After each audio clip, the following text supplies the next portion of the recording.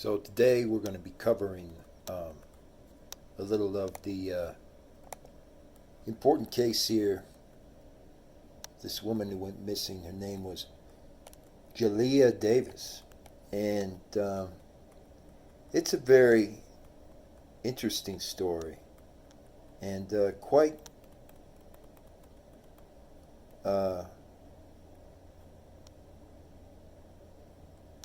amazing in some ways. She was a student who was going into a program to get her degree, really in design and business administration and things like that. She had her whole life, really ahead of her. And what happened was quite unfortunate. She ended up hitting the guardrail while driving along that highway. And we're going to go to that highway. We're going to show some of where that location was and what was happening there. But she was from Marietta, Ohio. And she had such a vibrant, really fulfilled life. And so it was quite a tragic incident that occurred. But it happened just right there off the freeway in the area where the dividing guardrail comes up. And so we're going to go there. We're going to be at the actual location where she ran into the accident. And there was a woman there you're going to learn more about in this kind of interesting montage that I've done on it, named Ember Stafford. And she was also from Ohio. But she was there in a way that, it was clear that she probably should not have been there. And is also linked to one of the suspects, it looks like, in this actual case ultimately. So, look forward to this. This is going to cover quite a bit. Very interesting facts related to Marietta, Ohio, and also related to what they went through. The kind of life that they each were leading there. And a lot of people say, well, they shouldn't have been driving on the divider and similar things. And it's just an unfortunate incident, but we can learn a lot from this. And so I'm going to be covering this so you can see the exact area where the car accident took place and why, talking about whether or not someone was driving on the divider, that's not relevant to the whole overall thing. No, they don't need to be on the guardrail. But her vehicle was hit from behind. It was hit by, possibly someone who deliberately caused this. And so that's why we want to go ahead and really look at this more. And get a great feel for her, because she had quite a life. And there's a lot that we can learn from this. And a lot from what we can learn in relationship to Ohio. So thank you again. Jaleayah Davis went missing off of a freeway known as I-77 in the middle of Ohio, essentially part of Ohio. And what's interesting, folks, is, as you will discover here, this man named Christopher Fogt, F-O-G-T, pled guilty to a single count of aggravated possession of drugs, second-degree felony. Well, what's fascinating about this, folks, is not only was he taken in for drug trafficking, Christopher Fogt, is a close friend, apparently, of Anthony Jones. That's right, Anthony Jones from North Carolina, who is friends with Janet Mosby Davis.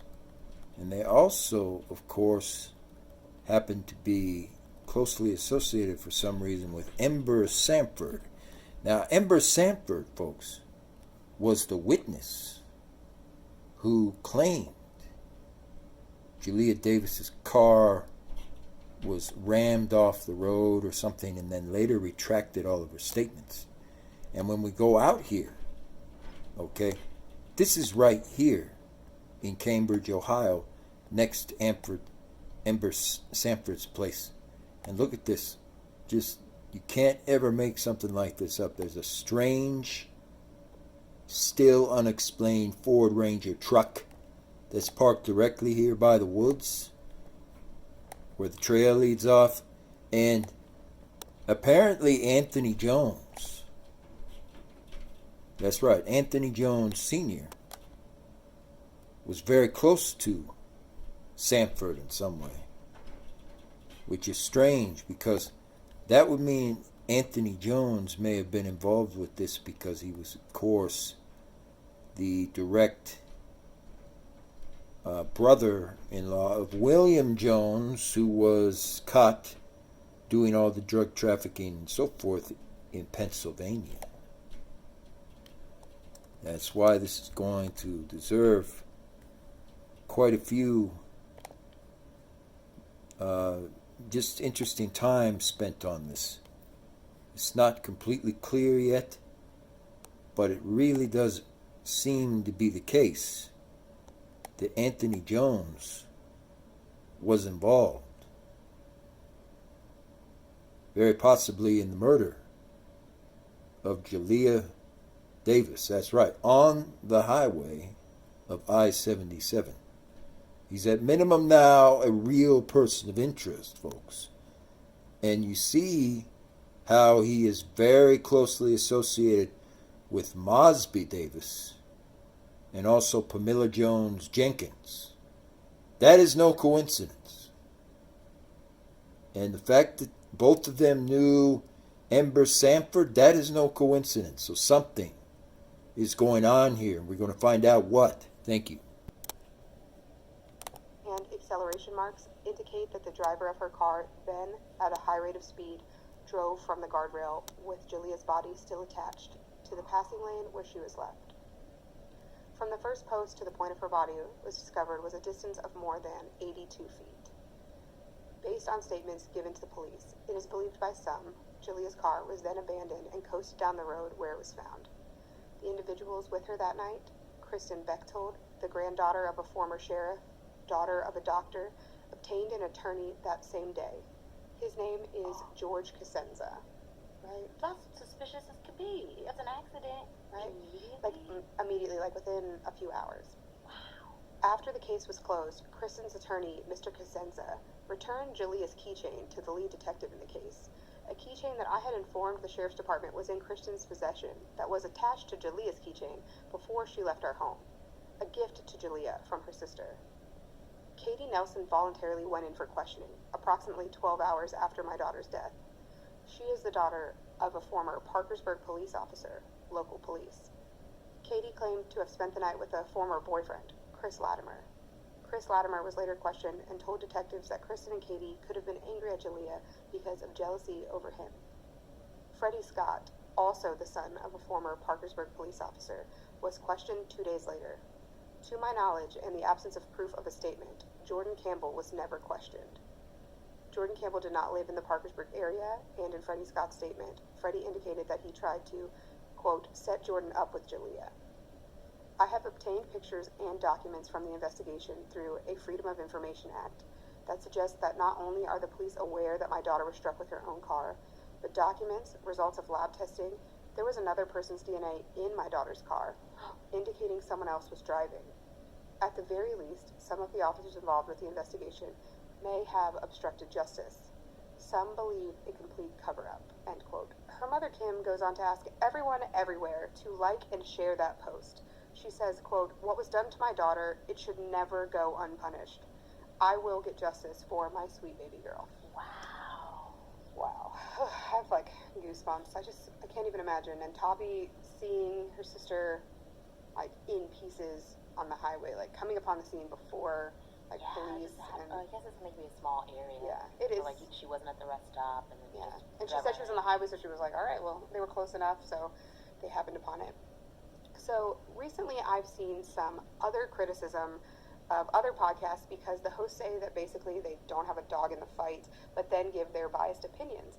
So let me first start by saying I have never claimed that I'm unbiased.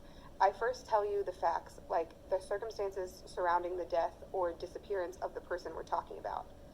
Then I usually tell you theories, like some of the possibilities floating around that other people put out there. Then I tell you what I've concluded, given those facts, proposed explanations, and my own research on the case. I'm human, just like y'all are, so I do have opinions on the cases that are presented here. So it's kind of like investigative journalism plus an editorial, I guess. In fact, I started out this episode saying that Jaleayah's death had been ruled accidental, but that I disagree with that conclusion. And you can come up with your Yeah. own conclusion. So, the following quotes are part of the official statement released regarding Jaleayah's death. Following a lengthy investigation, it was concluded by the Office of the Chief Medical Examiner of the State of West Virginia that Miss Davis died as a result of multiple catastrophic injuries sustained as an unrestrained driver of a car that lost control and struck a guardrail post on Interstate 77. The death circumstances, as determined by the investigative and postmortem findings, indicate the manner of death was accident. Just another tragic example that drinking and driving is something that is very dangerous and unfortunately leads to a lot of people losing their lives, said Wood County Sheriff's Office Chief Sean Graham. The state medical... What, do you want to say something? Does she have alcohol in her Yeah, system? yeah. The state medical examiner determined Jaleayah's blood alcohol content was 0.19 when she died, and advanced testing done indicated that at an earlier point in the evening it had been 0.24, which is like a lot of alcohol. Okay. So you are considered to be legally impaired if your blood alcohol content is 0.08 or higher, so she was way above that. The statement continues to say, the result of the vehicle striking the guardrail caused Miss Davis to be ejected from the passenger side front window. This finding is supported by DNA. After exiting the vehicle, Miss Davis struck the guardrail, and the force of the collision sent Miss Davis over her vehicle and into the traffic lane of I-77. After Miss Davis came to rest in the travel lane of I-77, she was struck by a tractor trailer. End quote. Wait. Yeah. So she was ejected from She's the driver. She's the driver. They're alleging. And she hit the guardrail with such force that she was ejected she went across the front seat, through the passenger seat, out the passenger seat window, then smashed her head against the guard post.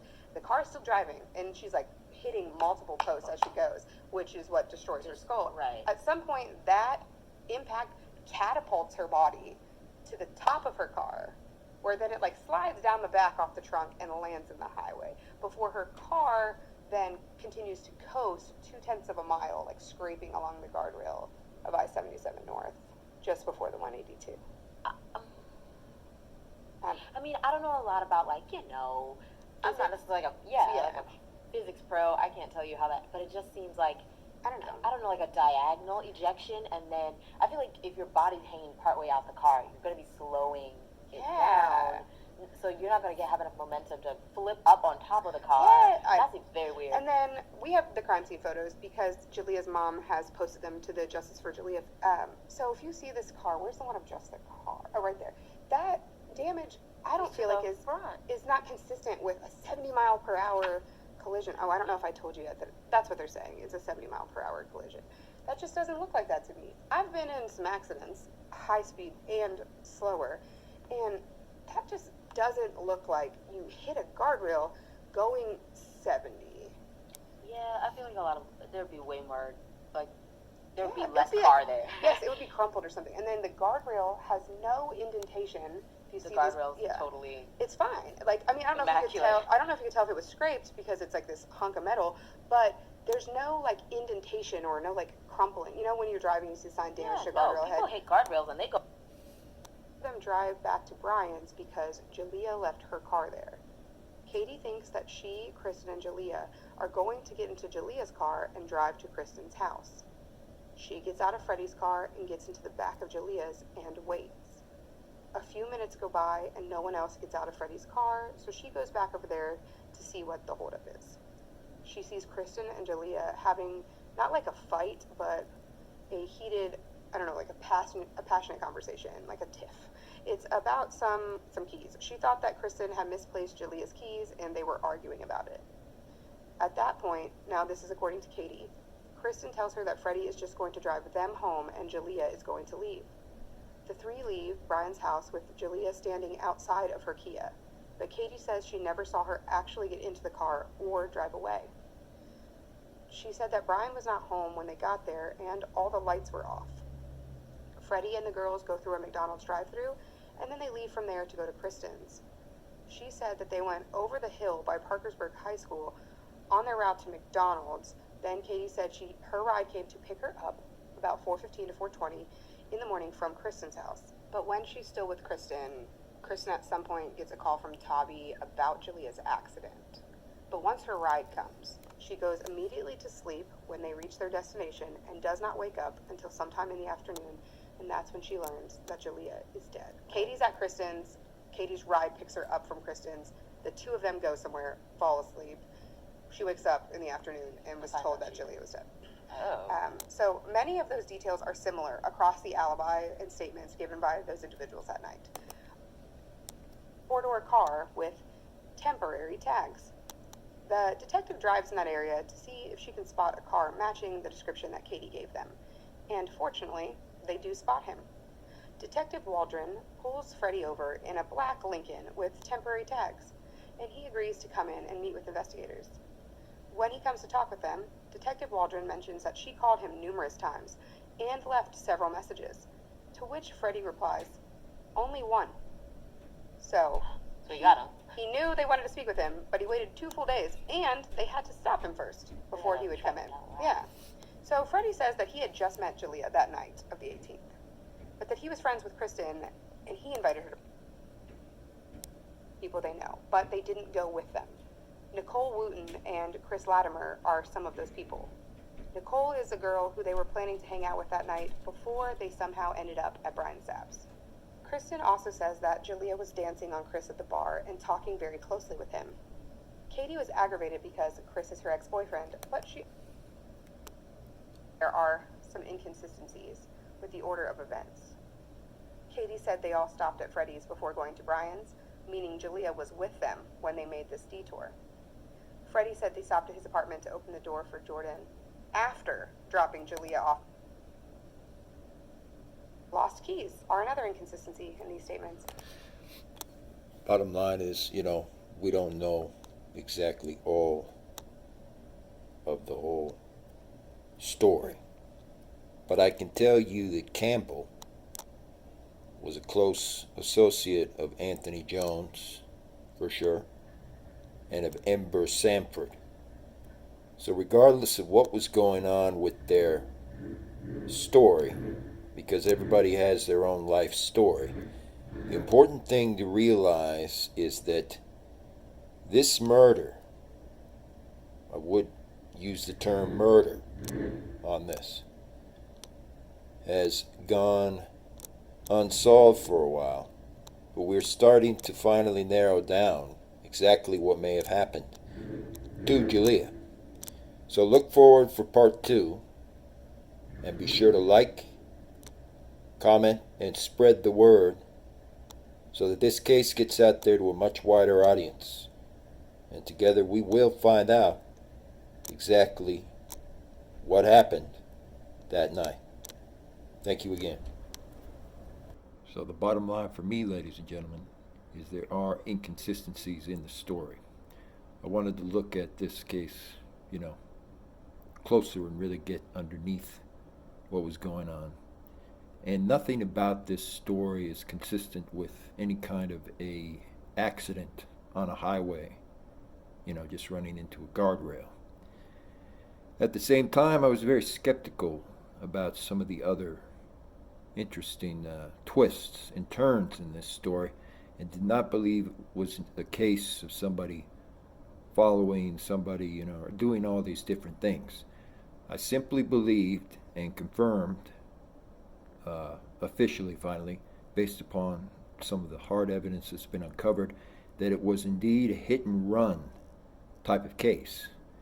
And what that means is whoever the suspect was, and in this case it appears to be someone tied directly to Anthony Jones, and also, of course, Sanford, and it may indeed have been Campbell.